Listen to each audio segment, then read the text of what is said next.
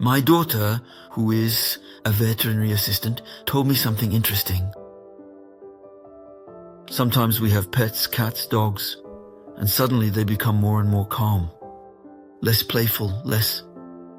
Yes, and we think, well, there you go, it's just laziness.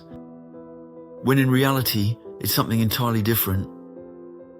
Well, you see, these animals that normally in the wild would be hunters and eat things a bit more solid, eat a lot of meat, soft, from canned meat, there you go.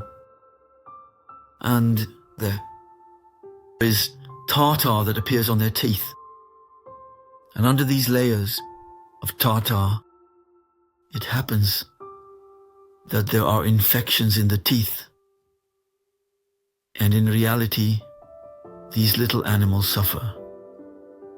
They have terrible pain, which makes them become very calm, and they are not at all like before. So, the veterinarian removes the tartar, notes the damage inside, the infection and all that, and has to operate. And we notice once the operation is completed, that these animals become playful again, return to how they were before. Now, why am I telling you all this? Because I am not an animal specialist, but it's because it made me think of us, human beings.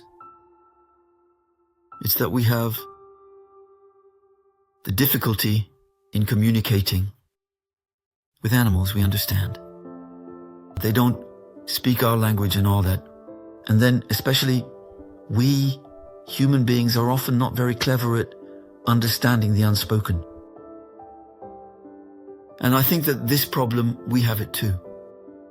We need to learn to understand what is happening in the hearts of others. Beyond words. And if we are suffering, we need to learn to talk about it, not keep it to ourselves. Many people keep their suffering to themselves, telling themselves, it's nothing, it's not serious, it's not physical. So it can't be seen, so it doesn't exist.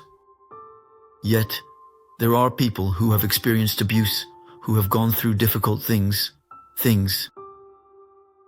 that hurt them internally. It might not be very coherent. Often, they are hurt by seemingly small things, but it still hurts them, and they keep it inside. And they suffer, and their attitude changes. And what we need to learn is to confide in people who are trustworthy.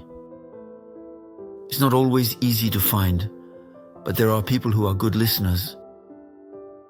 Some even make it their profession. Building relationships, being in therapy, where we talk, where someone listens to us. I think that's important. It allows us to release what we have inside us. Because if we keep it in, it bothers us, it prevents us from sleeping. It causes illnesses like cancer, things like that. I'm saying that all cancers are like that. Or ulcers often. It depends. And so, I encourage you to open up, to communicate. Communication is something important. And also, to talk to God about it. That's what I do. I tell Him everything. Now, again, there are people who say, oh, but God knows. He understands, I don't need to tell Him. Well, yes, He knows you, but you need to tell Him. That's the difference. So I encourage you to go to God to talk about what carries you, what weighs on you like that, and to tell Him everything. To really hide nothing, just in the most intimate way. It will already do you good. because you have expressed it. You have let it out with words, not just with thoughts, with words. Thoughts stay within us. Words come out. You might say, but it's nothing, we can't touch words, it's just air, it doesn't matter. You're wrong, because it's still... Words allow words to come out. Yes, problems, worries. Once they are outside, it already feels better. It's a basic principle of psychology, that too. That when things are revealed, then the pain goes away. But I encourage you to make this request, and not to be someone who walked around with their pain, thinking, well, that's just how it is. Like those little animals I mentioned at the beginning of this video. These little animals is because they don't have the burden, because they don't have language, they especially don't have someone who understands. But you have that, at least with God. So, when I say God, yes, it's clear that if you're God, you're very distant. And then He lives in the sky, and then He takes care of the universe, and then He doesn't have time for your little problems. That's not the same God I'm talking about. I'm talking to you about the God of Jesus Christ. Because God, in Jesus Christ, becomes man, and in doing so, He is very close to us. He has already experienced what we have experienced, and He understands us. So I encourage you to approach Jesus and tell Him things. It's not enough to have the title of believer. It's not enough to have the title of saying, oh, well, I already believe in God and all that. It's just a title. That, however, is nothing.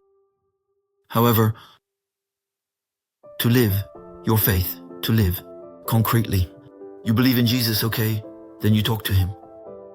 And do you know that He is a trustworthy person who acts? Then you entrust Him.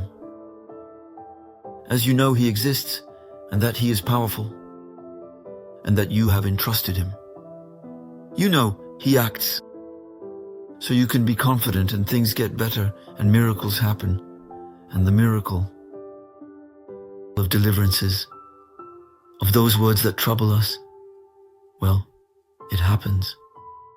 Faith is needed for miracles, and then it's a way to put it into practice. There you go. I wish you good moments of sharing, whether with Jesus or with trustworthy people. I wish you to be freed from what you hold on to be more my affection.